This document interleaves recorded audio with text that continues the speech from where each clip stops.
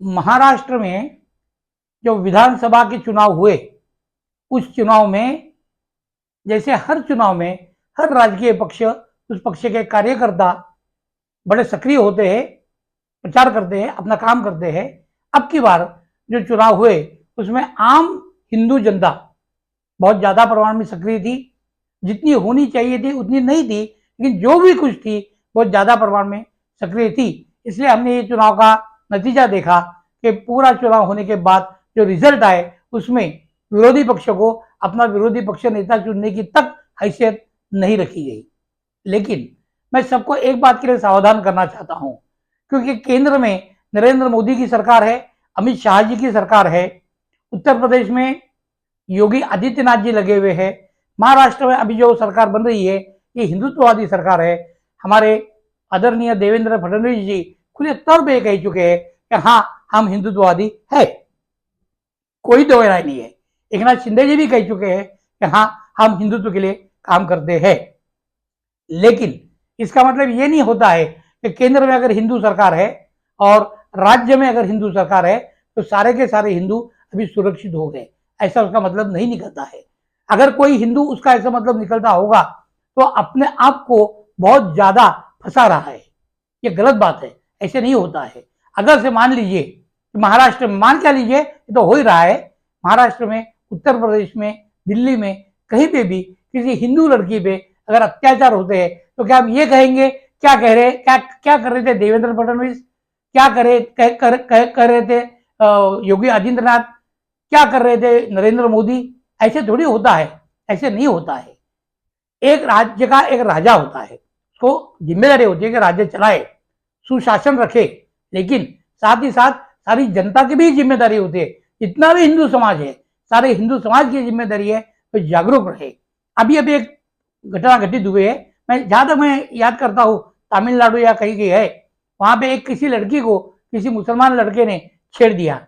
जैसे ही उस लड़के को छेड़ा, कम से कम 20 से 25 लड़कियों ने उसको इतना पीटा, अर्धनंगा करके छोड़ दिया। ये ताकत हर लड़की में होनी चाहिए, हर लड़के में होनी चाहिए। हम होके कभी भी किसी पे भी वार नहीं करेंगे, हम होके कभी भी किसी को भी गाली नहीं देंगे, हम होके किसी को भी कभी भी बेइज्जत नहीं करेंगे।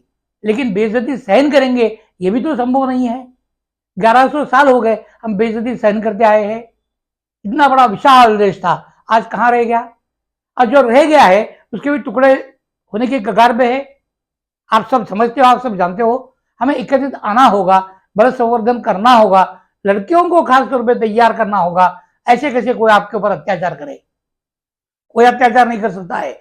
आपके हाथ में दम होना चाहिए, आपके जिगर में दम होना चाहिए, और उसके लिए बल संवर्धन करना आवश्यक है। राज्यकर्ताओं पे अपनी इज्जत विसंबित नहीं रखी जा सकती। उसके लिए मोहल्ले मोहल्ले में, गली गली में लोगों ने एकत्रित आना चाहिए, आपसी मतभेद मिटाने चाहिए। हो सकता है कभी आपकी गलती हो सकता है कभी मेरी गलती हो। उन गलतियों को पकड़ के एक दूसरे के प्रति दुश्मनी मन में रख के नहीं रहना है। हम एक दूसरे की क्षमा मांगते हैं, एकत्रित आते हैं, तो ये देखते हैं कि ये देश सनातन देश है, ये प्रभु रामचंद्र जी का देश है, ये भगवान कृष्ण जी का देश है, यह देश भगवान बुद्ध का देश है, यह देश सनातन देश है, यह वेदों का देश है। और इस देश की वही पहचान दोबारा उतनी ही भव्यता से प्रस्तावित करना यह हमारी जिम्मेदारी है।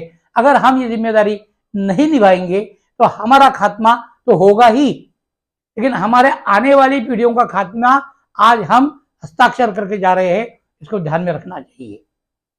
समाज है, कुटुंब है, फैमिली होती है, बातें बनती है, बिगड़ती है, उसे बाहर निकलिए, ऊपर आइए, एकत्रित आइए, आगे चलिए। हमें एक सशक्त समाज बनाना है, एक सनातन समाज बनाना है, एक सत्य समाज बनाना है, एक नया समाज बनाना है, और उस समाज के अंतर्गत ये सारा जो हमारा भारतवर्ष है उसको विश्व गुरुत्व की ओर ले जाना है। ये हमारी जिम्मेदारी है।